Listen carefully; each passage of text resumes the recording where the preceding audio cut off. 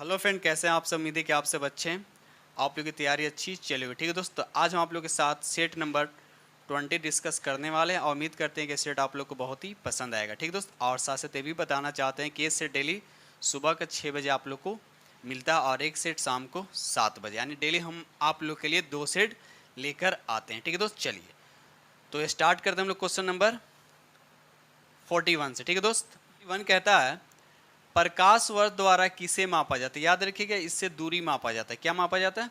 दूरी मापा जाता है। अब साथ साथ ये भी याद है कि प्रकाश वर्ष जो है, एक प्रकाश वर्ष में कितना मीटर होता है, तो 9.46 गुने 10 पर पावर 15 मीटर होता है। ठीक दोस्त, और साथ साथ ये भी याद रखिए दूरी मापने की सबसे बड़ी इकाई क्या होता है, तो याद रखिएगा पारसेक होता है। याद रखिएगा पारसेक होता है। अब पूछा जाए कि एक पारसेक में कितना प्रकाश वर्ष होता है, तो याद रखिए इसका राइट आंसर अब इसका हो जाएगा 3.26। याद रखिए 3.26 प्रकाश वर्ष होता है एक पारसेक में। ठीक दोस्त, चलिए इसका मतलब ये हुआ दूरी का सबसे बड़ा मात्रक जो हो गया आपका पारसेक हो गया। ठीक है, चलिए क्वेश्चन नंबर यहाँ पर 42 कहता है निम्नलिखित में से क्या आर्किमिडीज के सिद्धांत पर आधारित नहीं, बताना इसमें से कौन सा है जो आर्किमिडीज के सिद्धांत पे काम नहीं करता है। तो इसका राइट आंसर आपका सी हो जाएगा ओडोमीटर।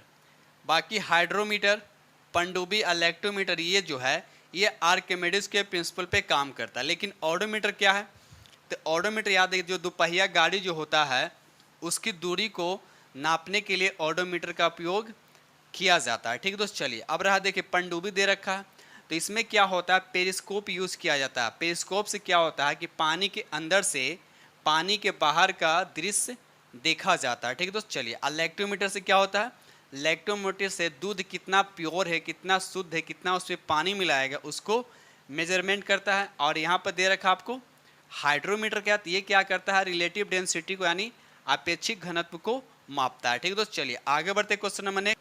क्वेश्चन नंबर यहाँ पे 43 कहता है पौधों में शर्करा का सामान्य प्रवाही रूप होता है, तो कौन होता है। इसका राइट आंसर आपका क्या हो जाएगा सुक्रोज होता है। और सुक्रोज क्या होता है डाइसेकेराइड होता है, ये भी याद रखिएगा। ठीक है दोस्त, चलिए आगे बढ़ते क्वेश्चन नंबर 44 कहता है कौन सा खनिज हड्डियों के लिए क्या है आवश्यक है। तो याद रखिए कैल्शियम जो हड्डियों के लिए आवश्यक है। ठीक है, तो कैल्शियम का संकेत क्या होता है Ca होता है। इसका एटॉमिक नंबर कितना होता है, तो 20 होता है। ठीक है दोस्त, चलिए आगे बढ़ते हैं। इसके साथ और भी याद रखिए कैल्शियम के अलावा जो है और हड्डियों के लिए क्या इंपॉर्टेंट है, तो याद रखिए प्रोटीन भी जरूरी है, मैग्नीशियम भी जरूरी है और फास्फोरस भी जरूरी है। ठीक है दोस्त, चलिए आगे बढ़ते हैं क्वेश्चन नंबर नेक्स्ट। क्वेश्चन में 45 कहता है डिटर्जेंट किसे कहा जाता है।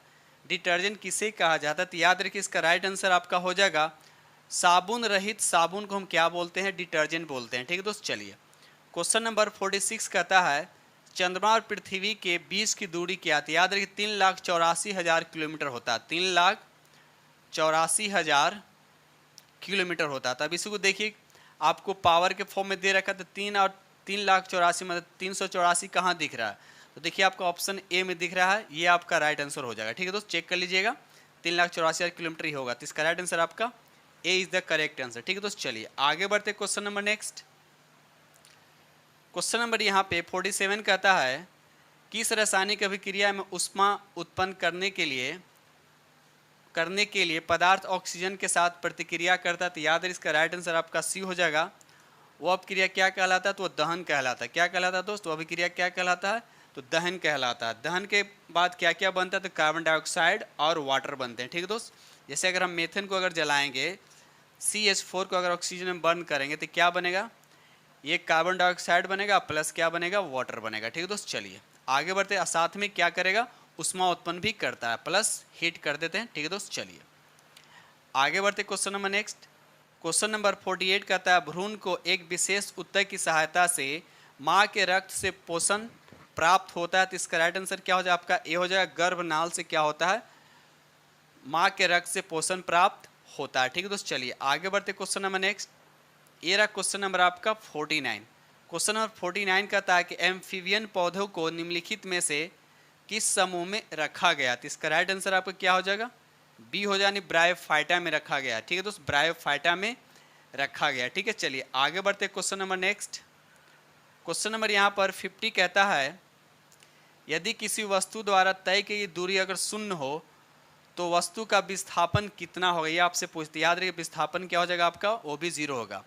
तो अब देखिए विस्थापन की बात है तो याद रखिए ये एक सदिश राशि है, ये सदिश राशि नेगेटिव और 0 और पॉजिटिव तीनों हो सकता है, लेकिन दूरी क्या जो होता है ये अदिश राशि होता है, हमेशा ये पॉजिटिव होता है। ठीक है दोस्त, चलिए आगे बढ़ते क्वेश्चन नंबर नेक्स्ट।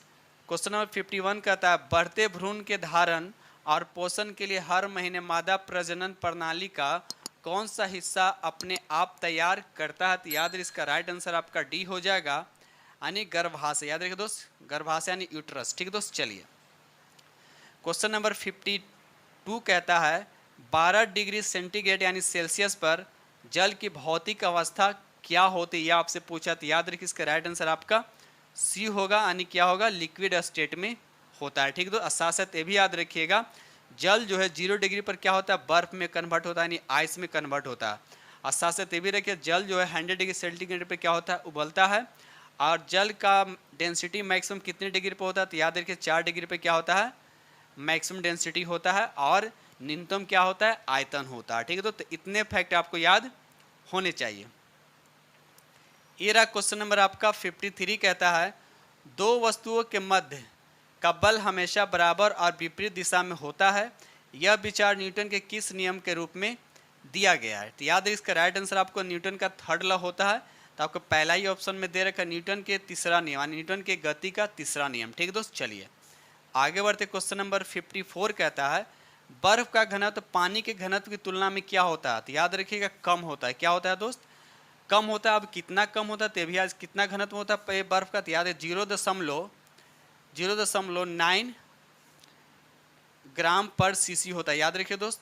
और जब बर्फ पानी पे तैरता है तो कितना भाग पानी के ऊपर रहता है, तो याद रखिए 1/10 भाग जो है ये पानी के ऊपर रहता है और 9/10 भाग जो होता है पानी के नीचे होता है। तो ये चीज़ आपको याद होना चाहिए। ठीक है दोस्त, चलिए आगे बढ़ते question number next.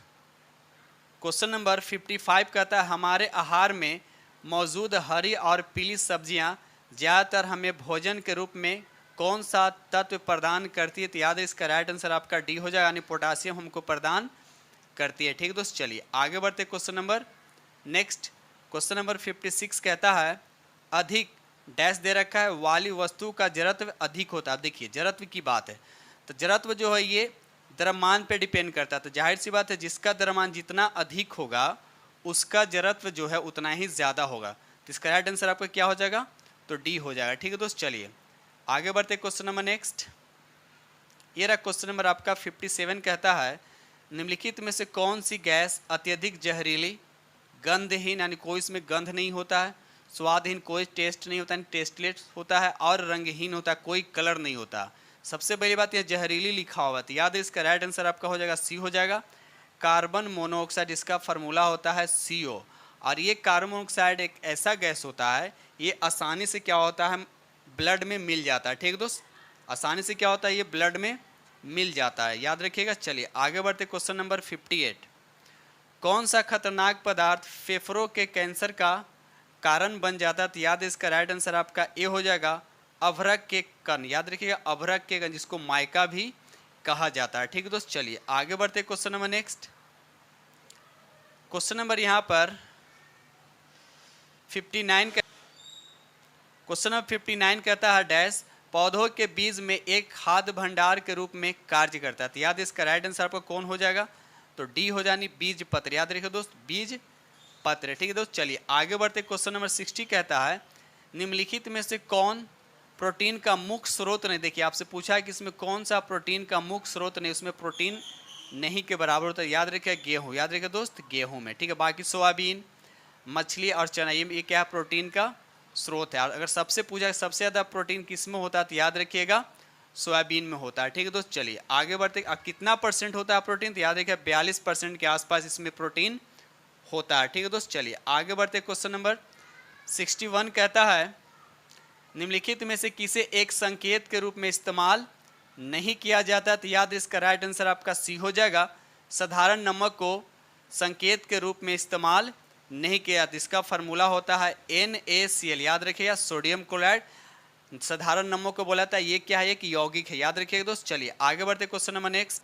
Question number 62 कहता है स्थल एवं सागरीय वायु किस कारण से होती है, तो याद है इसका राइट आंसर आपका ए हो जाएगा, सम्मोहन के कारण होता है। याद रहे किसके कारण, तो सम्मोहन के कारण होता है। ठीक है दोस्त, चलिए आगे बढ़ते। क्वेश्चन नंबर 63 कहता है मलेरिया और कालाजार किससे होता है, बताना किस चीज़ से मलेरिया और वायरस होता है, ये कालाजार होता है। तो याद रहे इसका राइट आंसर आपका हो जाएगा परजीवी गण यानी प्रोटोजोआ से होता है। याद रखिएगा प्रोटोजोआ से होता है। ठीक है दोस्त, चलिए आगे बढ़ते। क्वेश्चन नंबर नेक्स्ट, ये रहा क्वेश्चन नंबर आपका 64 कहता है बांदीपुर राष्ट्रीय उद्यान भारत के निम्नलिखित में से किस राज्य में पूछा जाए। देखिए बांदीपुर पहले भी क्वेश्चन इस तरह का डिस्कस किया जा चुका है, तो याद रखिए ये कर्नाटक में कहाँ है, तो ऑप्शन आपका डी हो जानी, करना कहाँ है, तो कर्नाटक में। ठीक है दोस्त, चलिए आगे बढ़ते। Question number next, question number 65 कहता है रोगों के उस समूह का चयन कीजिए जो हवा के माध्यम से संचरित होता है, यानी हवा के माध्यम से क्या होता है, वह फैलता है। तो याद इसका राइट आंसर आपका बी हो जाएगा। ठीक है, ट्यूबरक्लोसिस, निमोनिया और इन्फ्लुएंजा। ठीक है दोस्त, चलिए क्वेश्चन नंबर यहाँ पे 66 कहता है प्लास्टिक जो गर्म करने पर सरलता से विरूपित हो जाता है क्या कहलाता है। तो याद इसका राइट आंसर आपका बी हो जाएगा, थर्मोप्लास्टिक। याद रखिए थर्मोप्लास्टिक ऐसा प्लास्टिक है उसको जितना बार गर्म करें वह आपका मुलायम हो जाएगा, फिर छोड़ देगा ठंडा हो जाएगा, फिर उसको गर्म कीजिए फिर वह मुलायम हो जाएगा।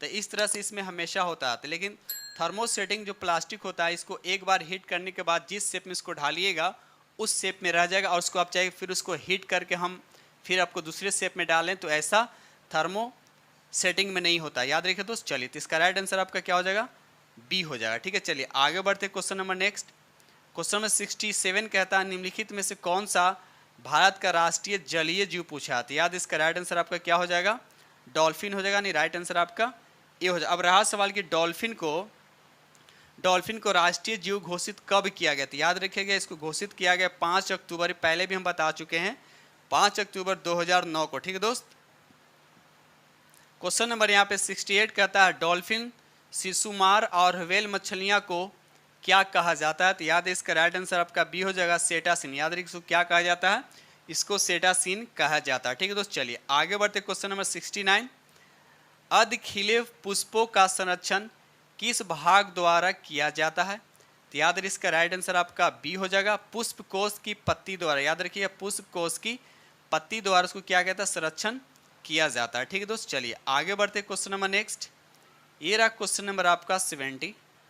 क्वेश्चन नंबर 70 कहता है उस पक्षी का नाम जिसकी आंखें मानव की तरह सामने की तरफ होती है। तो इसका राइट आंसर आपका डी हो जाएगा, उल्लू हो जाएगा। ठीक है दोस्त, उल्लू होगा। ठीक है, चलिए आगे बढ़ते। क्वेश्चन नंबर नेक्स्ट, अब उल्लू की बात आए तो देखिए उल्लू को रात में क्यों दिखता है। तो उल्लू में क्या होता है, उसकी आंखों में जो रॉड होता है उसकी संख्या क्या होती है, कम होती है, जिसके कारण क्या होता है रातों में अच्छी तरह से वह देख लेता है। ठीक है दोस्त, चलिए आगे बढ़ते। क्वेश्चन नंबर 71, घाना नेशनल पार्क किस राज्य में, आपसे ये पूछा गया। तो याद है इसका राइट आंसर आपका राजस्थान में। कहाँ है दोस्त, तो ये राजस्थान में। ठीक है, चलिए आगे बढ़ते। क्वेश्चन नंबर नेक्स्ट, ये रहा क्वेश्चन नंबर आपका 72 कहता है नीचे दिए गए व्यक्तियों में से सबसे पहले मच्छर के पेट में झांका और यह सिद्ध किया मच्छर मलेरिया फैलाते हैं, आगे चलकर उसे उसकी खोज के लिए नोबेल पुरस्कार से सम्मानित किया था। आपको बताना है किसको इसमें सम्मानित किया। तो याद इसका राइट आंसर आपका सी हो जाएगा,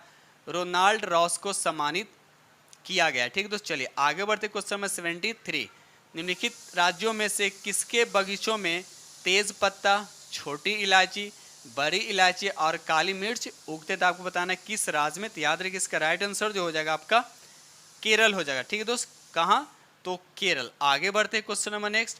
दोस्तों वीडियो अच्छा लग रहा होगा, पढ़ाने का तरीका समझ में आ रहा हो तो प्लीज़ लाइक जरूर कीजिएगा, और जो फ्रेंड इस चैनल पर नए चैनल को सब्सक्राइब कर लीजिएगा और बेल आइकन को प्रेस करना नहीं भूलिए, क्योंकि जो भी वीडियो अपलोड करेंगे अगर आप बेल आइकन प्रेस किए रहेगा तो आपका नोटिफिकेशन आपके पास जाएगा। ठीक है दोस्त, चलिए तो आगे बढ़ते हम क्वेश्चन नंबर 74। क्वेश्चन नंबर 74 कहता है नीचे दिए गए किस रोग के प्रकरण में डॉक्टर रोगियों को गुड़, आंवला और हरी पत्तियों वाली सब्जी को खाने देने की सलाह देता है। तो याद रखिए इसका राइट आंसर हो जाएगा एनीमिया। एनीमिया में क्या होता है, आयरन की कमी हो जाता है। याद रखिएगा दोस्त, एनीमिया में क्या होता है, आयरन की कमी हो जाती है। क्वेश्चन नंबर 75 कहते हैं इनमें कौन सा आहार संतुलित न होने के कारण होने वाला रोग है। तो याद है इसका राइट आंसर आपका ए हो जाएगा, हिंता जनित रोग। याद रखिए दोस्त, हिंता जनित रोक। चलिए क्वेश्चन नंबर 76 कहता है निम्नलिखित में कौन लोकतंत्र के विस्तार में सहायक नहीं माना जा सकता। तो इसका राइट आंसर आपका सी हो जाएगा, विदेशी शासक का आक्रमण। ठीक है दोस्त, चलिए आगे बढ़ते क्वेश्चन नंबर नेक्स्ट। ये रहा क्वेश्चन नंबर आपका 77 कहता है अधिकार सामाजिक जीवन के की वे दशाएं हैं जिसके बिना मनुष्य अपना पूर्ण विकास नहीं कर पाता। यह कथन किसका। तो याद है इसका राइट आंसर आपका ए हो जाएगा, लॉस्की का। याद रखिए दोस्त, लॉस्की का। ठीक है दोस्त, चलिए आगे बढ़ते क्वेश्चन नंबर 78 कहता है निम्नलिखित कार्यों में से कौन सा कार्य स्थानीय शासन से संबंधित नहीं है। तो याद है इसका राइट आंसर आपका डी हो जाएगा, लोक व्यवस्था का अनुरक्षण। याद रखिएगा राइट आंसर आपका डी हो जाएगा, लोक व्यवस्था का अनुरक्षण। ठीक है दोस्त, चलिए आगे बढ़ते क्वेश्चन नंबर। चलिए क्वेश्चन नंबर यहाँ पर 79 कहता है निम्नलिखित में से कौन एक पंचायत से संबंधित नहीं है। तो इसका राइट आंसर आपका बी हो जाएगा, संविधान 74वां संशोधन अधिनियम। ये जो 74वां जो संशोधन अधिनियम है ये नगरपालिका से संबंधित है। अगर हम बोले 73वां संविधान संशोधन तो ये आपका पंचायती राज से संबंधित है। ठीक है दोस्त, याद रखिएगा 73वां संविधान संशोधन ये पंचायती राज से संबंधित है और 74वां संविधान संशोधन जो है ये नगरपालिका से संबंधित है। बाकी तीनों आपका पंचायती राज के संबंध में सभी सही हैं। ठीक है दोस्त, लेकिन बी आपका गलत है तो आपको गलत ही बताना। ठीक है, चलिए आगे बढ़ते question number next. Question number 80 कहता है किसने राजनीति की तुलना स्त्री और पुरुष के शारीरिक संबंध से की है। तो याद है इसका राइट आंसर आपका ए हो जाएगा, बर्नार्ड क्रिक। याद रखिए बर्नार्ड क्रिक। ठीक दोस्त, चलिए क्वेश्चन नंबर 81 कहता है गवर्नर जनरल लॉर्ड डलहौजी ने किस साम्राज्य को चेड़ी नाम दिया है। किस साम्राज्य को चेड़ी नाम दिया। तो याद है इसका राइट आंसर आपका ए हो जाएगा, अवध राज को। याद रखिए दोस्त, अवध राज को। ठीक है दोस्त, चलिए आगे बढ़ते question number next. Question number 82 कहता है पटना उच्च न्यायालय की स्थापना कब हुई थी। बहुत अच्छा क्वेश्चन है, तो आपको तो एग्जैक्ट डेट आपको याद रखना चाहिए। 1916 में। याद रखिए दोस्त 1916 में पटना उच्च न्यायालय की स्थापना हुई है। ठीक है, तो अब रहा सवाल कि भारत में कितने उच्च न्यायालय टोटल। तो याद रखिए टोटल कितने हैं, 25 है। ठीक है दोस्त, चलिए आगे बढ़ते question number 83 land of the golden pagoda किसे कहा जाता है। तो याद रखिएगा इसका राइट आंसर आपका ए हो जाएगा, म्यांमार को कहा जाता है। किसको कहा जाता है दोस्त, तो म्यांमार को कहा जाता है। चलिए आगे बढ़ते क्वेश्चन नंबर नेक्स्ट। ये रहा क्वेश्चन नंबर आपका 84 कहता है नेपाल में लोकतंत्र के लिए संघर्ष के संबंध में कौन सा कथन आपका सही है। तो याद रखिए इसका राइट आंसर आपका डी हो जाएगा, 7 राजनीतिक दलों के गठबंधन द्वारा आंदोलन। ठीक है दोस्त, चलिए आगे बढ़ते question number 85 golden girl. Golden girl एक पुस्तक का नाम है, यानी पुस्तक के लेखक बताएं इसका लेखक कौन है। तो याद रखिए इसका राइट आंसर आपका पीटी उषा है। कौन है दोस्त, तो पीटी उषा। ठीक है दोस्त, चलिए इसको पीटी उषा का और क्या कहा जाता है, तो उड़न पड़ी भी कहा जाता है। ठीक है, चलिए आगे बढ़ते क्वेश्चन नंबर नेक्स्ट। ये रहा क्वेश्चन नंबर 86 कहता है तराइन के प्रथम युद्ध में निम्नलिखित में से किसको पृथ्वीराज चौहान तृतीय ने हराया था। तो याद रखिए मोहम्मद गोरी को हराया था। ठीक है, तो किसको हराया था, तो मोहम्मद गोरी को हराया था। अब रहा सवाल कि तराइन का प्रथम युद्ध जो हुआ था वो कब हुआ था। तो 1191 में हुआ था। अगर दूसरा की बात करते 1192 में हुआ था। तो प्रथम में क्या हुआ, पृथ्वीराज चौहान तृतीय जीत गया था, लेकिन द्वितीय में क्या हो गया था, पृथ्वीराज चौहान हार गया था। ठीक है दोस्तों, इस तरह से आप याद रखिएगा। चलिए आगे बढ़ते क्वेश्चन नंबर यहाँ पर हम लोग 87 की तरफ। निम्न में किसे ड्यूस के उपनाम से संबोधित किया गया। तो इसका राइट आंसर आपका डी हो जाएगा, मुसोलिनी को। याद रखिए दोस्त मुसोलिनी को संबोधित किया गया है। चलिए आगे बढ़ते क्वेश्चन नंबर 88 मुद्रास्फीति का अनुकूल प्रभाव पड़ता है तो किस पे पड़ता है। तो याद रखिए इसका राइट आंसर पर होगा आपका बी हो जाएगा, ऋणी पे पड़ता है। याद रखिए दोस्त ऋणी पे पड़ता है। ठीक है, चलिए आगे बढ़ते क्वेश्चन नंबर 89 वास्तविक आय। यहाँ बट्टा दे रखा, बट्टा जनसंख्या। तो वास्तविक आय को आज जनसंख्या से अगर हम डिवाइड करते हैं तो क्या निकल कर आता है। तो याद रखिएगा प्रति व्यक्ति का वास्तविक आय निकलता है। अगर हम यहाँ पे 90 कहता है निम्नलिखित में किसने भारतीय होम रूल लीग की स्थापना की थी। तो याद रखिए इसका राइट आंसर आपका डी हो जाएगा, बाल गंगाधर तिलक ने। ठीक है दोस्त, और कब किया था। तो याद रखिएगा 28 अप्रैल 1916 में। याद रखिए तो 28 अप्रैल 1916 में। ठीक है, चलिए आगे बढ़ते question number next. Question number 91 कहता है निम्नलिखित में से किस शहर को the queen of the Arabian Sea के नाम से जाना जाता है। तो याद है इसका राइट आंसर आपका कोची हो जाएगा, कोची को the queen of the Arabian के नाम से जाना जाता है। ठीक है दोस्त, चलिए आगे बढ़ते क्वेश्चन नंबर नेक्स्ट। ये रहा क्वेश्चन नंबर आपका 92 कहता है वर्तमान में किस नीति निर्देशक सिद्धांत को मूल अधिकारों पर प्राथमिकता प्राप्त है? तो याद रखिए इसका राइट आंसर आपका सी हो जाएगा, केवल अनुच्छेद 39 का ख और 39 का ग में उल्लेखित नीति निर्देशक सिद्धांत को। ठीक दोस्त, चलिए आगे बढ़ते question number next. Question number 93 कहता है लोकतंत्र उस राजनीतिक व्यवस्था का घोतक है जिसमें क्या, तेरा याद रखिए इसका राइट आंसर आपका डी हो जाएगा, उपयुक्त में से व्यक्तिगत सत्ता का अभाव, संवैधानिक सरकार और विधि का शासन, यानी तीनों आपका राइट आंसर होगा, तो ऑप्शन आपका डी इज द करेक्ट होगा। ठीक है दोस्त, चलिए आगे बढ़ते। क्वेश्चन नंबर 94 कहता है हो ची मिन का शाब्दिक अर्थ क्या होता है? तो याद है इसका राइट आंसर होगा आपका सी होगा, पथ प्रदर्शक। याद रखिएगा, तो पथ प्रदर्शक इसका शाब्दिक अर्थ होता है। चलिए आगे बढ़ते question number next.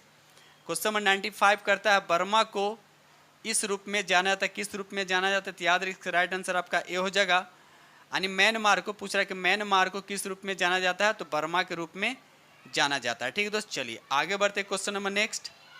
Question number 96 कहता है निम्नलिखित में से कौन सी यूरोपीय संघ की आधिकारिक मुद्रा है? यूरोपीय संघ की आधिकारिक मुद्रा, तो याद रखिए यूरो। ठीक है दोस्त, चलिए आगे बढ़ते question number next.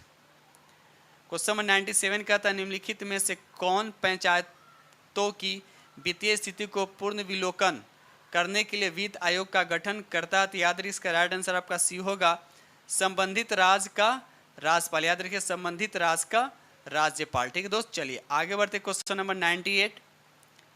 Hind Swaraj किसकी पुस्तक है?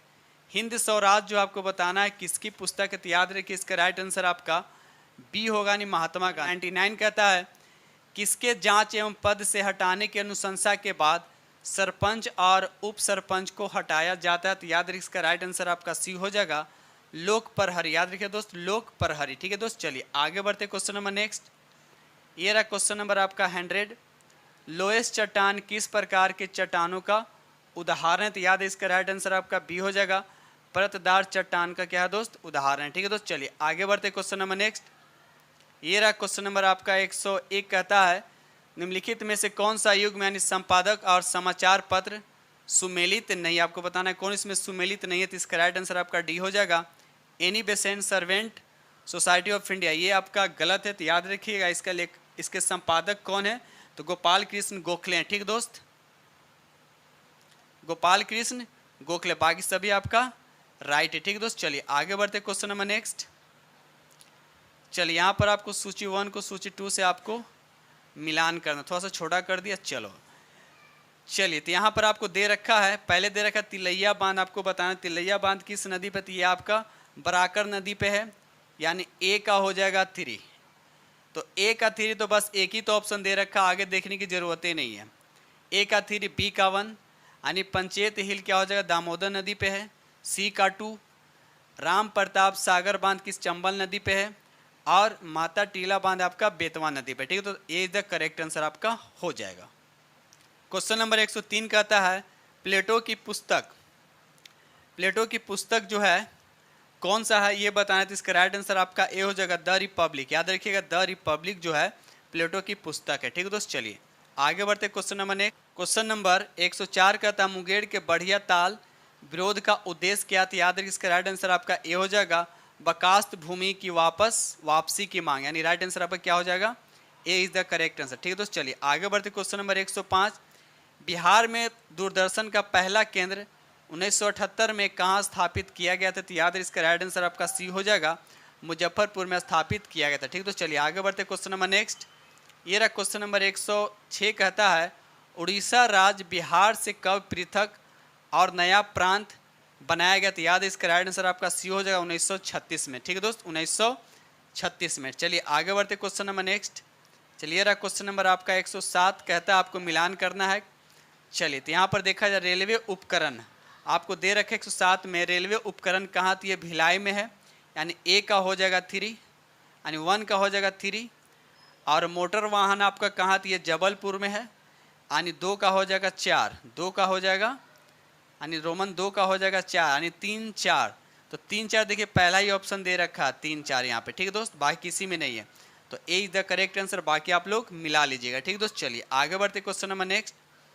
क्वेश्चन नंबर 108 कहता है विषुवत रेखा के समीप तापमान सबसे अधिक होता है, क्यों होता है? तो बिल्कुल इजी क्वेश्चन है, तो याद रखिए इसका राइट आंसर आपका ए हो जाएगा। ताप छोटे क्षेत्र में क्या होता है? केंद्रित होता है। ठीक है दोस्त, ताप जो होता है छोटे क्षेत्र में क्या होता है? केंद्रित होता है। साथ साथ ये भी याद रखिए विषुवत रेखा जो होता है इसका अक्षांश कितना होता है? तो 0 डिग्री होता है। कितना होता है दोस्त? 0 डिग्री होता है। ठीक है, और साथ साथ याद रखिए कि ये क्या करता है? पृथ्वी को 2 बराबर भागों में बांट देता है। ठीक है, चलिए आगे बढ़ते क्वेश्चन नंबर नेक्स्ट।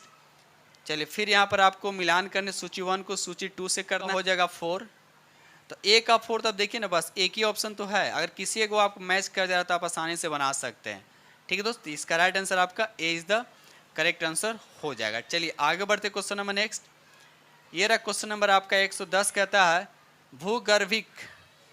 भूगर्भिक समय मापक्रम का सबसे प्राचीन खंड कौन है, यानी क्या है? तो याद है इसका राइट आंसर आपका बी हो जाएगा आधकल्प शैल समूह। याद रखिए दोस्त आधकल्प शैल समूह। ठीक है दोस्त, चलिए आगे बढ़ते क्वेश्चन कहता है किसने बंगाल की राजधानी मुर्शिदाबाद से मुंगेर स्थानांतरित किया? तो याद रखिए इसका राइट आंसर आपका ए हो जाएगा मीर कासिम ने। ठीक है दोस्त, चलिए आगे बढ़ते क्वेश्चन यहाँ पे 112 कहता है 1816 में सुगौली की संधि अंग्रेज और किसके बीच हस्ताक्षरित हुई थी? तो याद रखिए इसका राइट आंसर आपका बी हो जाएगा गोरखा के बीच। ठीक है दोस्त, यानी 112 का राइट आंसर आपका बी हो जाएगा। ठीक है दोस्त, चलिए आगे बढ़ते question number next.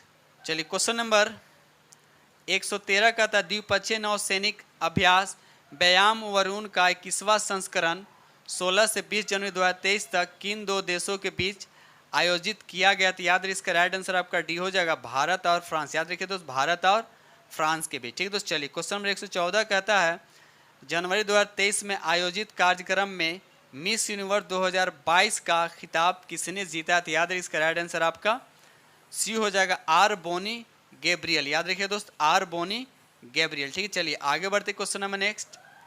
Question number 115 कहता है किस क्रिकेट टीम ने रजनी ट्रॉफी 2022-23 जीती है? तो याद रखिए इसका राइट आंसर आपका सी हो जाएगा सौराष्ट्र क्रिकेट टीम। ठीक है दोस्त, सौराष्ट्र क्रिकेट टीम। चलिए आगे बढ़ते क्वेश्चन नंबर 116 कहता है 95 अकादमी पुरस्कार में किस भारतीय फिल्म में सर्वश्रेष्ठ वृत्त चित्र लघु फिल्म श्रेणी में ऑस्कर 2023 जीता है? तो याद रखिए इसका राइट आंसर आपका सी होगा द एलिफेंट विथ पर्स। याद रखिए दोस्त द एलिफेंट विथ पर्स। ठीक दोस्त, क्वेश्चन नंबर 117 कहता है भारत के राष्ट्रीय हरित हाइड्रोजन मिशन के तहत शुद्ध शून्य उत्सर्जन के लिए लक्ष्य वर्ष क्या? तो याद है इसका राइट आंसर आपका सी हो जाएगा 2070। ठीक है, तो 2070। चलिए आगे बढ़ते क्वेश्चन नंबर 118 कहता है किस कंपनी ने तेलंगाना में अपने 3D मुद्रित धवन 11 इंजन का सफलतापूर्वक परीक्षण किया है? तो इसका राइट आंसर आपका ए हो जाएगा स्काई रूट एरोस्पेस। याद रखिएगा स्काई रूट एरोस्पेस। ठीक है दोस्त, क्वेश्चन नंबर 119 कहता है द शील्ड कोविशील्ड के लेखक कौन है? तो याद रखिए इसका राइट आंसर आपका सी हो जाएगा प्रकाश कुमार सिंह। ठीक है दोस्त, चलिए क्वेश्चन नंबर नेक्स्ट और लास्ट क्वेश्चन है आज का। मई 2023 में विश्व रेड क्रॉस दिवस कब मनाया गया? तो याद रखिए इसका राइट आंसर आपका बी हो जाएगा, यानी 8 मई को मनाया गया। ठीक है दोस्तों, आप लोग के साथ ATMC को डिस्कस किया हूँ और उम्मीद करता हूँ कि ये सेट आप लोग को बहुत ही पसंद आएगा। और आप लोग को ये भी पता है कि ये सेट डेली सुबह को 6 बजे आप लोग को मिलता है और एक सेट शाम को 7 बजे। ठीक दोस्त, तो बस आप लोग से बस एक रिक्वेस्ट है कि अगर किसी को भी इस वीडियो से इस चैनल से अगर फ़ायदा हो रहा है, कुछ प्रॉफिट हो रहा है, तो प्लीज़ इस चैनल को लाइक करें और ज़्यादा से ज़्यादा शेयर करने की कोशिश करें। और जो फ्रेंड इस चैनल पर नए हैं इस चैनल को सब्सक्राइब कर लें, साथ में बेल आइकन को प्रेस करना नहीं भूलें। ठीक है दोस्तों, इसी के साथ हम वीडियो करते हैं समाप्त और मिलते हैं आप लोग से नेक्स्ट वीडियो में। तब तक के लिए थैंक यू।